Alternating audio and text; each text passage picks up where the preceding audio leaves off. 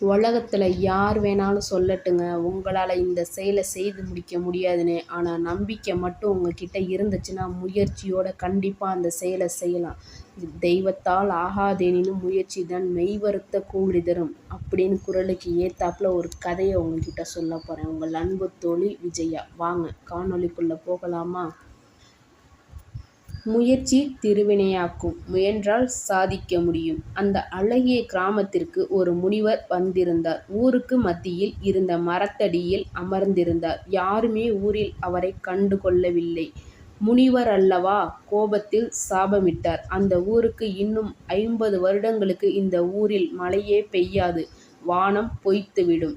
இந்த சாபம் பற்றி கேள்விப்பட்ட அனைவரும் என்ன செய்வது என்றே தெரியாமல் கவலையோடு அவரின் காலடியில் அமர்ந்து மன்னிப்பு கேட்டனர். சாபத்திற்கு விமோச்சனம் கிடையாது என்று கூறிவிட்டார் முனிவர்.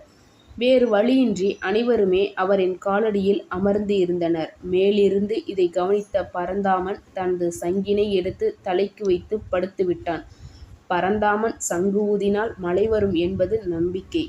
இன்னும் 50 வருடங்கள் மழை பெய்ய வாய்ப்பில்லை என்பதால் இனி சங்குக்கு ஓய்வு என்றே வைத்துவிட்டான்.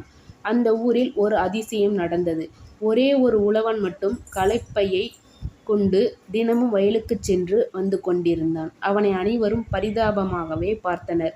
மழையே பெய்யாது எனும்போது இவன் வயலுக்கு போய் என்ன செய்ய போகிறான் என்று வருத்தம் அவர்களுக்கு.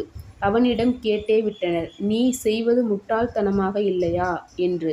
அதற்கு அவனின் பதில்தான் நம்பிக்கையின் உச்சம். 50 வருடங்கள் மழை பெய்யாது என்பது எனக்கு தெரியும். உங்களைப் போலவே நானும் உழுதிடாமல் இருந்தால் 50 வருடங்கள் கழித்து உழுவது எப்படி என்றே எனக்கு மறந்து போயிருக்கும். அதனால்தான் தினமும் ஒரு முறை உழுது கொண்டு இருக்கிறேன் என்றான். இது வானத்தில் இருந்த பரந்தாமனுக்கு கேட்டது. அவரும் யோசிக்க ஆரம்பித்தார். 50 வருஷம் சங்கு ஊதாமல் இருந்தால் எப்படி ஊதுவது என்றே மறந்து போயிருமே என்று நினைத்து சங்கை எடுத்து ஊதி பார்க்க ஆரம்பித்தார். இடி இடித்தது. மழை பெய்ய ஆரம்பித்தது. நம்பிக்கை ஜெயித்து விட்டது. தெய்வத்தால் ஆகாது எனினும் முயற்சிதான் மெய்வருத்த கூலி தரும். இந்த கதை உங்களுக்கு பிடிச்சிருந்தா லைக் பண்ணுங்கள், ஷேர் பண்ணுங்கள், சப்ஸ்கிரைப் பண்ணுங்கள். Okay bye. அடுத்த கதையில் சந்திக்கலாம்.